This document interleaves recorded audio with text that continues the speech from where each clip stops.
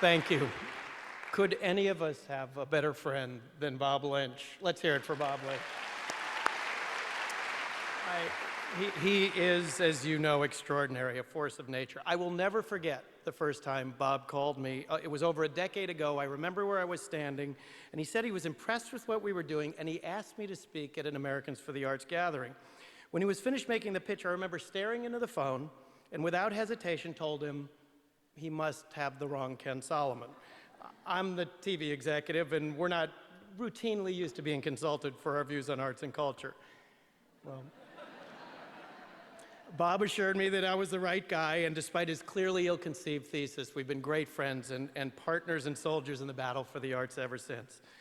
Now, I have to admit, as you could imagine, it's humbling to find myself between such an accomplished artist as Ben Folds, who, can we just one more time, I mean, can you believe it? He's incredible. And our next speaker, Pulitzer Prize-winning journalist Maureen Dowd. Another, come on, let's have it. All the while standing on this storied stage in front of you, an audience that has given so much to furthering the arts in America.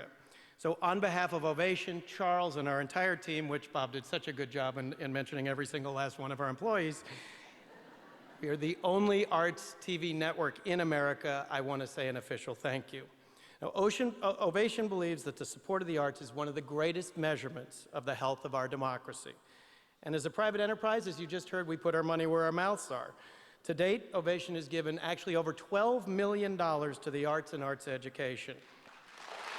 Thank you. And thank you. And more importantly, we're proud to fight right alongside all of you, and next to AFTA, and of course, my good friend Rocco, who, along with the National Endowment for the Arts, is here to continue the extraordinary programs that fundamentally change so many lives and shape our country for the better.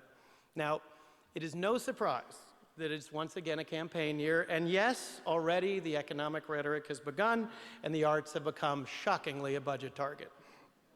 But as creative people, I'd ask you all to imagine for just a moment a campaign year where fostering the arts was instead held out as a prize to be coveted. In this campaign, candidates would regularly proclaim what we all know, that the arts and an investment in it leads to economic return on that investment literally like no other. Politicians would tell you how NEA programs create jobs and how this relatively small level of support vastly improves public education and prepares the next generation, most importantly, of our young people to lead the charge in the new global software economy. Candidates would clamor for the credit in championing the NEA for what it is, good business. Those are the indisputable facts. And any campaign rhetoric you'll hear in the days and weeks to come must be exposed for what they truly are, cheap theatrics for short-term political gain. It's true. And that's why our Ovation team is proud to fight alongside each and every one of you and most excited to celebrate the arts tonight. So now for the fun. Here to introduce this year's Nancy Hanks guest lecture is a Pulitzer Prize-winning journalist born and raised right here in the nation's capital. She launched her career at the Washington Star, has written for Time magazine, and in 1983 joined the New York Times Washington Bureau. That led her to becoming the White House correspondent for the Times, covering 4 presidential campaigns. And in 1995, she became a columnist at the Times op-ed page, where she has, if I may say myself, become a bit of a rock star and continues to inform and entertain us each and every day. She's authored 2 books, including Are Men Necessary and When Sexes Collide, both of which I'll be speaking about her later, right after this.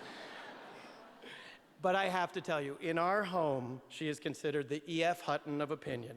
When she writes, we listen. Ladies and gentlemen, please join me in welcoming an American original, the one and only Maureen Dowd.